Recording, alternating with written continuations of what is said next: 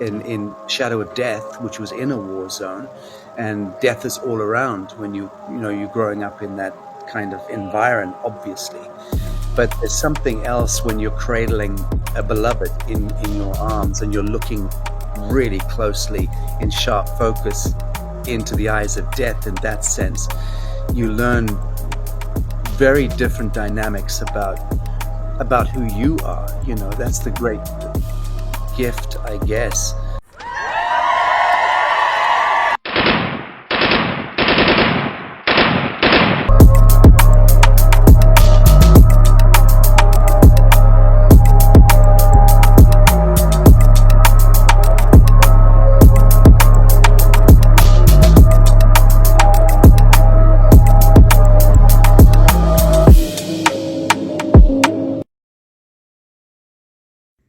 Prove to me that you're alive. What up, everybody? Welcome to Prove to Me That You're Alive Lightcast. I usually say the only show in the world, but today I'm gonna skip that and say welcome to the most shadow banned podcast in the world. Today we have a true gift, and obviously, me being on my spiritual journeys throughout life, I have come across this amazing human being, and I know all of you that have been on a spiritual journey once in your lifetime have heard the name. But when your wife starts speaking about another man so much, you have to pay attention, man. So I went back, and shout out to Romania Poet for hooking this up, because she's the one that kept telling me, please invite. And so shout out to my beautiful wife.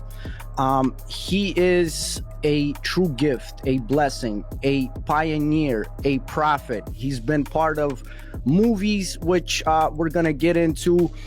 And I'm gonna say this from the bottom of my heart, that this special human being has been the light to the world and has helped so many people spiritually, emotionally, and mentally.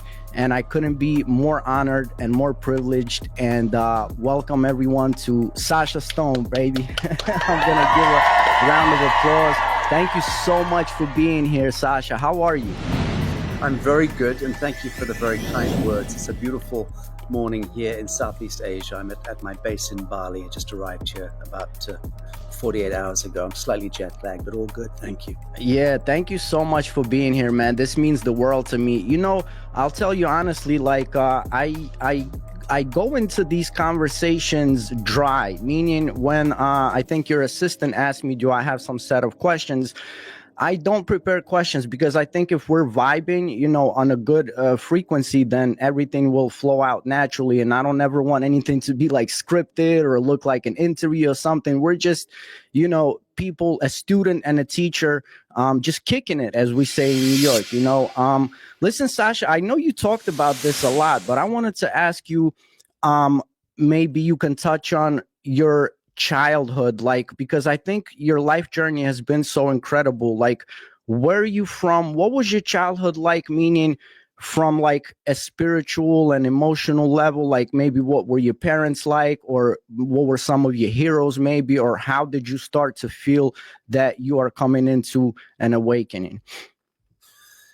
So my parents are very much alive and well. My father's based in England and my mother in Portugal, in Europe.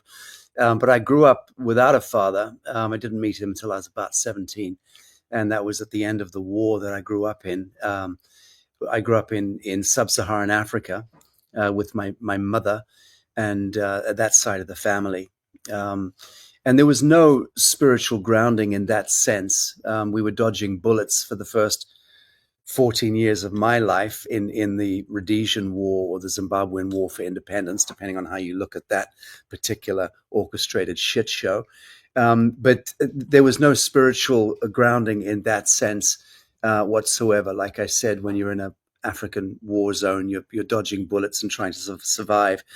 The kind of spiritual dimension, I guess, kicked in later for me in my late teens, and then that was largely predicated on the influence of the mystical traditions of Sufism, and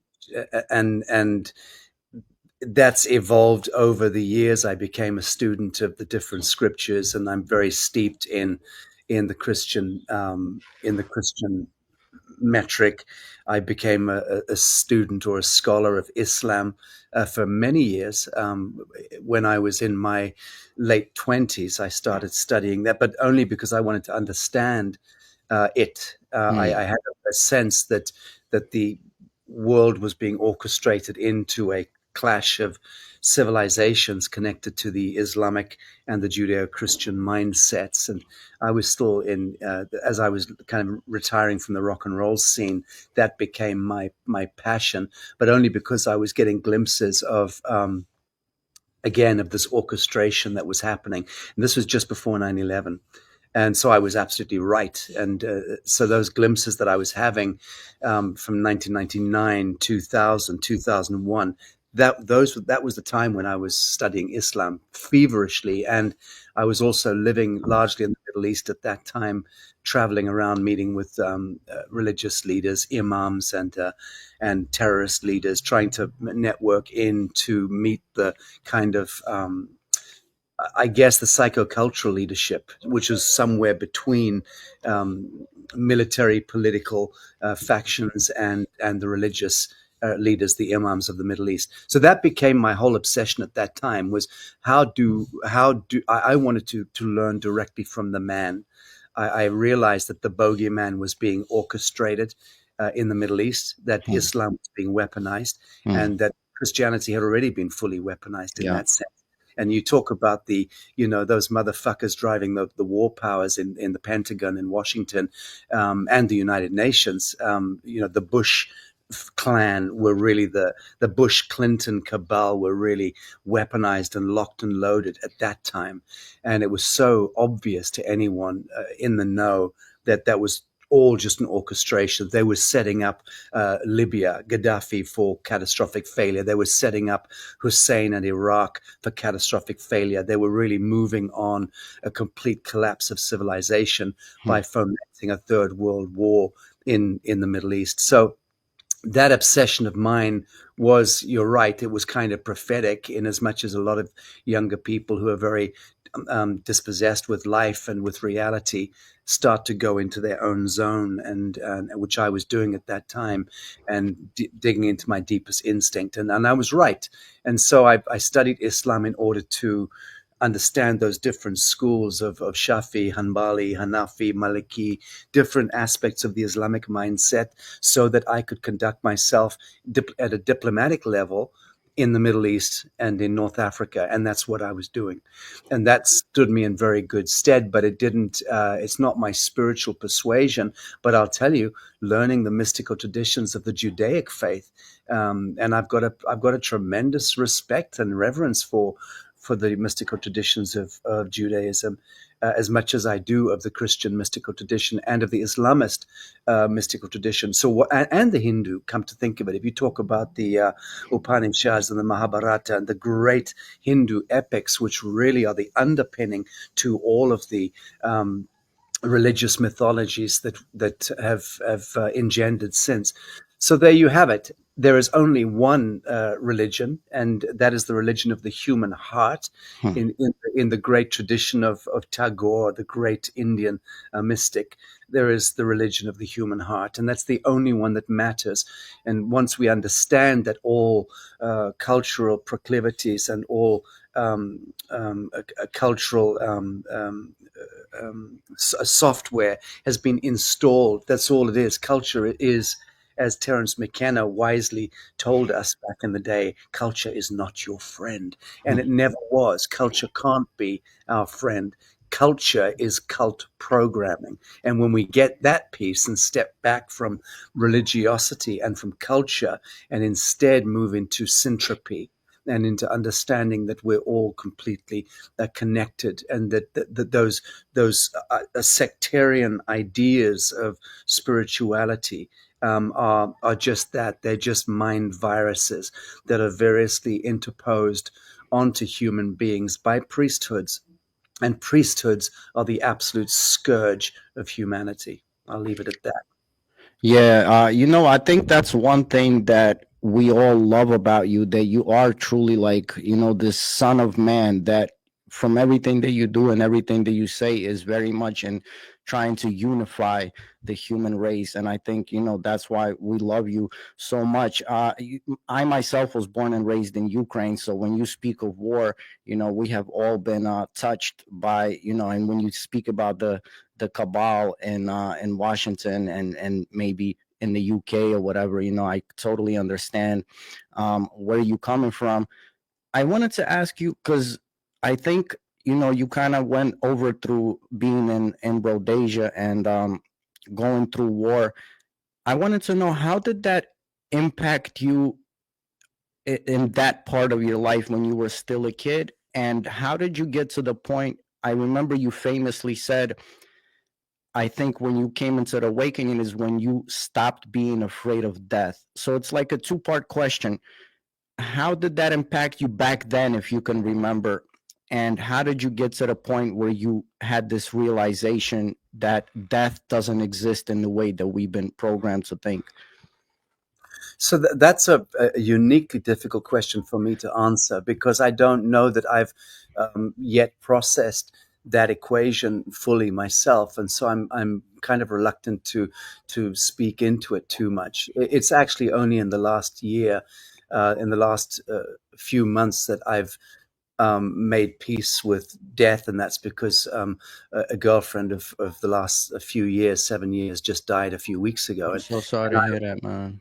it's beautiful in its way. It's beautiful, and it's something I kept very private, but it's been the bane of my life, or not the bane. It's been the crux of my life for the last almost 3 years, was nursing her through her death, and having to be close to her and take her to multiple countries for treatment. She had an irretrievable genetic condition, so she was dying for a long time. She was a very beautiful, incredibly beautiful and noble soul. And watching her closely, very closely, over the last 2.5, almost 3 years, in her passage to death, and she died about 9 or 10 weeks ago, and I was there in Africa with her. I'd taken her finally to Africa. I'd taken her to multiple countries over the last couple of years in trying to kick that ball further down the road.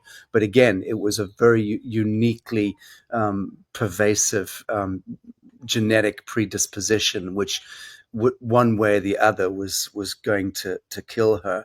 And it was really, she's the one in recent weeks and months that guided me into death and into looking very closely into its eyes and not flinching, not blinking. So I've come away now. I'm still decompressing from that whole experience, because it was in that sense, the most stirring and moving and painful experience of my life. And I've not spoken publicly about it, and I keep that, my private life, I keep very private, always tried to. And so I never spoke in the last 2.5 years about what I was going through in that journey with her. But I can tell you that it's powerful. It's really powerful. I grew up in the shadow of war, in shadow of death, which was in a war zone, and death is all around when you're growing up in that kind of environment, obviously. Yeah. But there's something else when you're cradling a beloved in your arms, and you're looking really closely in sharp focus into the eyes of death. In that sense, you learn very different dynamics about who you are. That's the great gift, I guess, of death. And anyone who's been honest in the face of the death of a beloved knows exactly what I'm talking about. Yes, It's sir. an incredible gift that comes with it, if you can have the courage to be very present in it and not try to flinch. And I know that in the case of my girlfriend, I trained myself, and I had 2.5 years to train myself into being very present, Yeah. and not blinking, not flinching, not trying to filter out the experience. Um, so I still haven't fully processed it, is what I'm saying. But I do know that that I'm completely unafraid of death, and I was not afraid of it as a child. Um, I've never been afraid of death in that sense. I've always had a sense of the continuum of life and of expression that is to me so obvious that one doesn't even need to intellectually think about, is there life after death? I think it's so unutterably nihilistic and stupid for anyone to even question whether there's life after. Obviously, there's fucking life after death, for Christ's sake. I mean, obviously, in order for you to even be positing the question in the living present means that life is infinite. So I don't get the mindset that is so binarized and locked into matrix think. And there's a lot of clever people out there who still are nihilistic, and but they don't have that sense of the spiritus, the continuum of the fabric of expression and reality is not woven into their being yet. And that's just a failure, a lack, or a failure to be present. Because if one is able to simply connect to the immanent living principle of being here now, then you know, without needing to do the intellectual or the spiritual gymnastics, you know that the ineffable immanent nature of reality is all pervasive. It's alpha omega. The question really is how can we take this fabric of reality and then conjure everything into our own imaginarium and then start to dream wisely? That's the real question. Prove to me that you are alive. Because when we dream wisely, we manifest a heavenly outcome. And when we dream badly, we manifest the apocalyptic scenarios that we're faced with in this world. So that's consensual bad dreaming is what defines the Gaza conflict or the Ukraine conflict, the Zimbabwean conflict that I grew up in. It's just, stupid humans falling victim to group shadow and dreaming badly. Now we're at this incredible kind of shift point where the nature of light is changing in the galactic plane sufficiently for us to be able to now dream and manifest outcomes almost instantaneously. We haven't quite maximized or hit that maximum yet of the so-called fifth density shift point, but it's racing toward us, so to speak, and to be sure, in our lifetime we do hit that maximum, and to the extent that we will be able to dream or think or ideate, and then almost instantly the manifest realm will shape shift accordingly.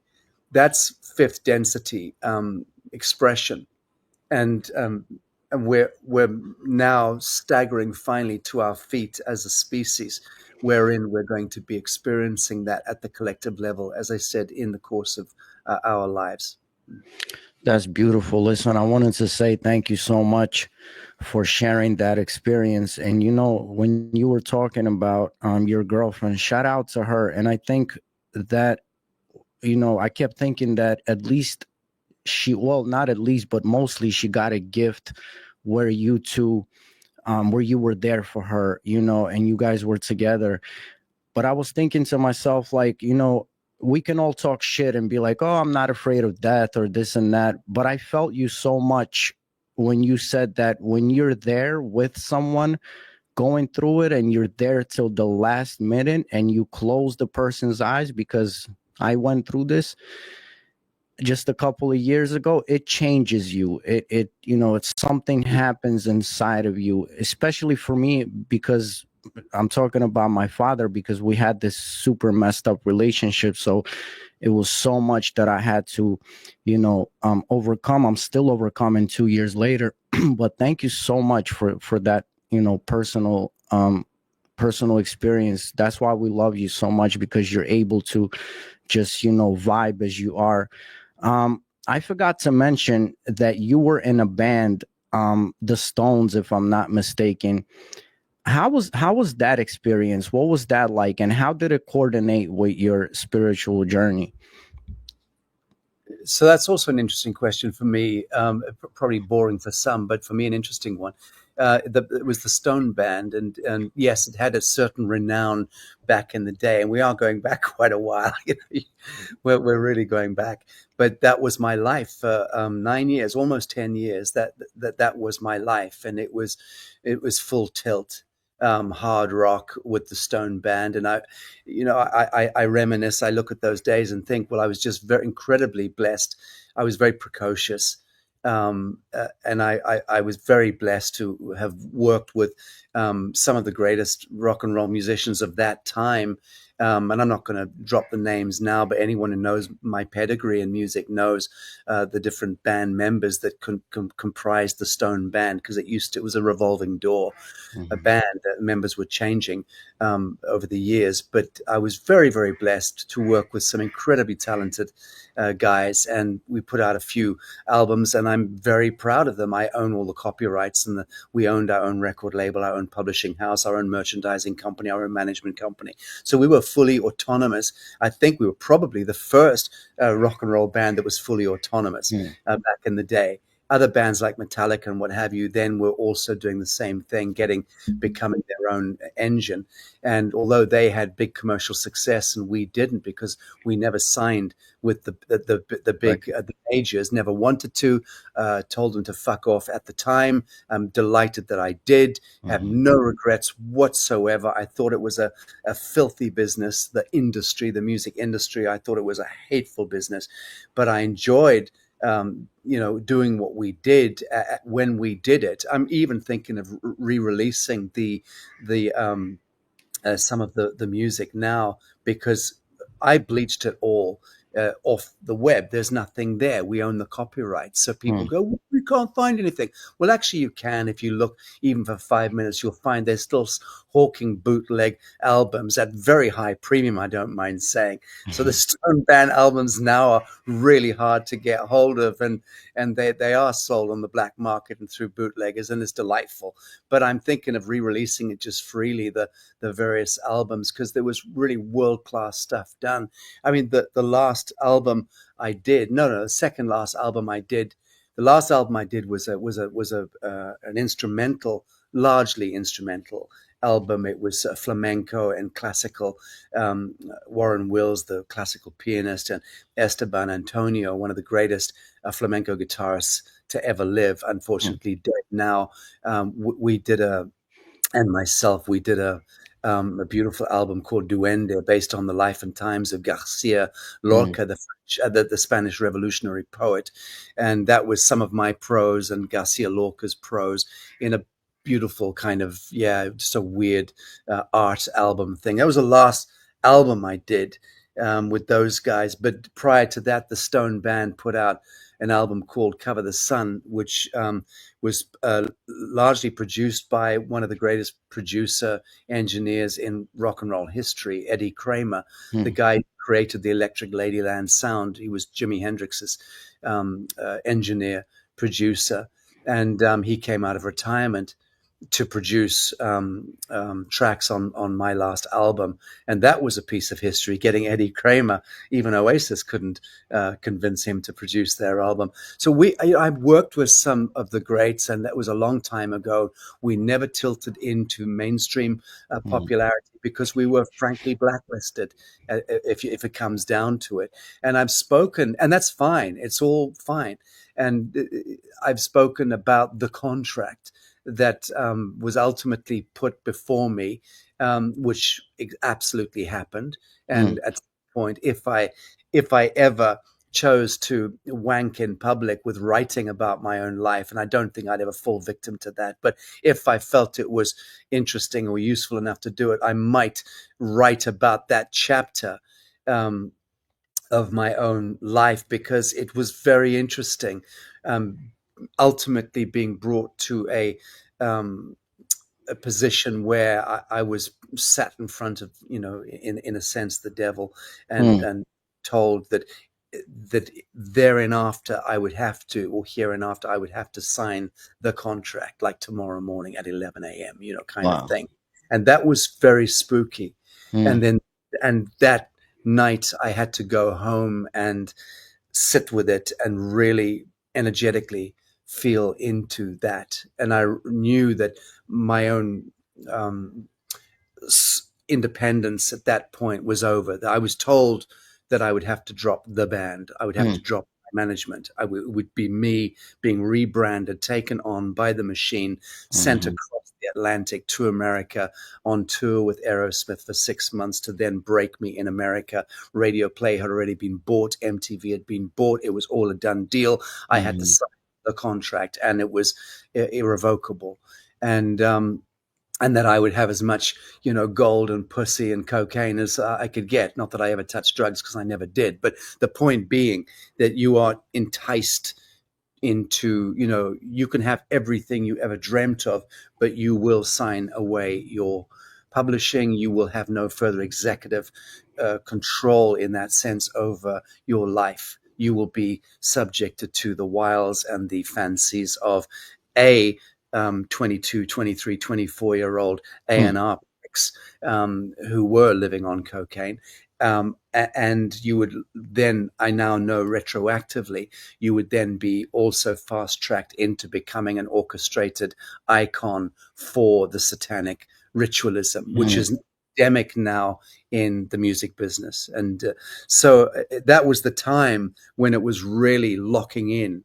That kind of Saturnian iconoclasticism was really being ingrained through rock and roll and pop music. So I'm glad that I did that night go home, deliberate on the offer that was made to me or the instruction that was given to me, and decide, no, I'm going to fall on my sword.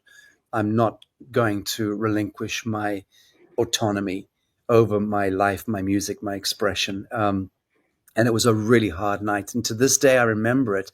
I remember being tortured that whole night, staying awake the whole night, sitting with it and knowing I had to walk away from my dream. And I did. By the following morning, by sunrise, I had totally programmed myself into no way am I going to sign the devil's contract. And I sent a long fax. I still have an old, faded, bleached out copy of that fax in my records. I saw it a few years ago in one of my files. And that fax was just going, get thee behind me, Satan. No, I don't accept the contract. And I know what that means. I know it means I will never get distribution. I will never get radio play. I will never get listed on MTV again. I'm out. I know that. And so be it. And then I had a bit of a nervous breakdown because I was in the middle of the studio at that time, still recording another album. And I ended up going out to Morocco and living in Morocco for a couple of years, just escaping from the reality that I had lived in up until that point, which was full tilt rock and roll. Man, me and you have so much parallels now, I'm realizing, because I went through something like that at 16, as being like the first Ukrainian hip hop artist to rap in English. And it was the same thing. What I wanted to ask you, that night when you were in a hotel room, did you feel like this was a contract for your soul? Like for real, on some real shit? No, now I know it was retroactively. At the time, I just thought, greedy sons of bitches, that they would put an artist who was a good artist. I'm a good writer. Incredible artist, man. Incredible. And I thought, how wicked to put someone who's clearly a very clearly defined artist and tell them unique, also unique, very unique, man. May I say? Well, thank you. But to ask that individual to bleach themselves out of existence on a signing of a contract, that's a uniquely wicked thing. But then I understand how it works.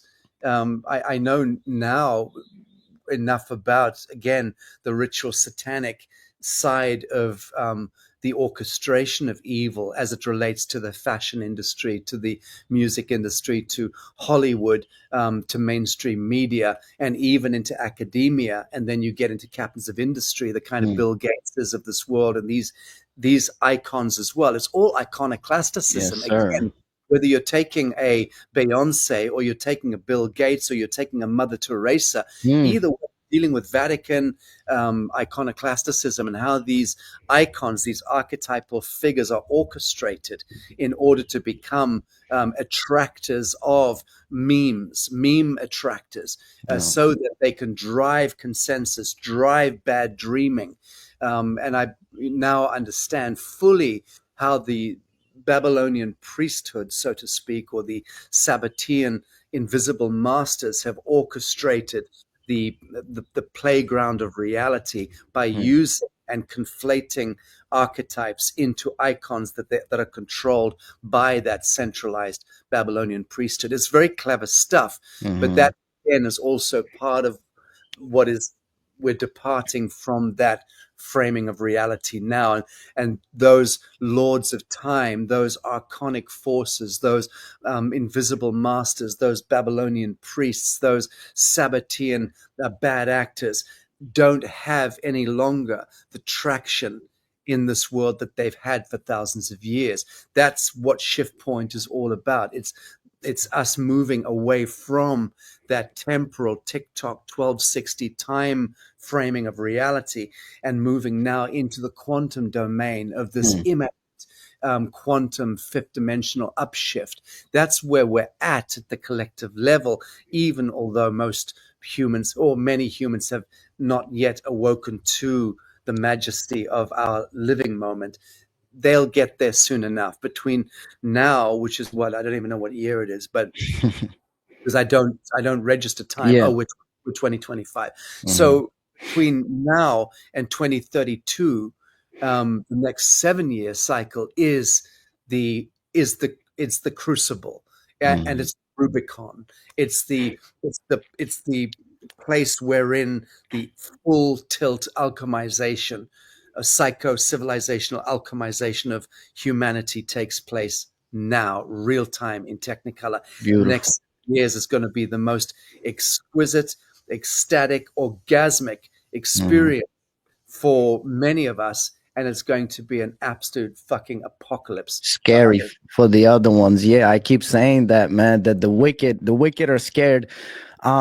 Sacha, what I wanted to ask you, can you please talk to the people that only know Islam and maybe Sufism from TV?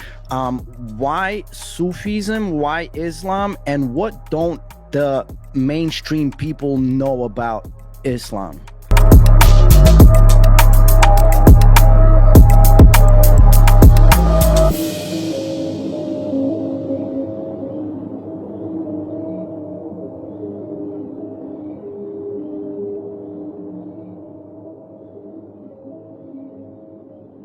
Prove to me that you are alive.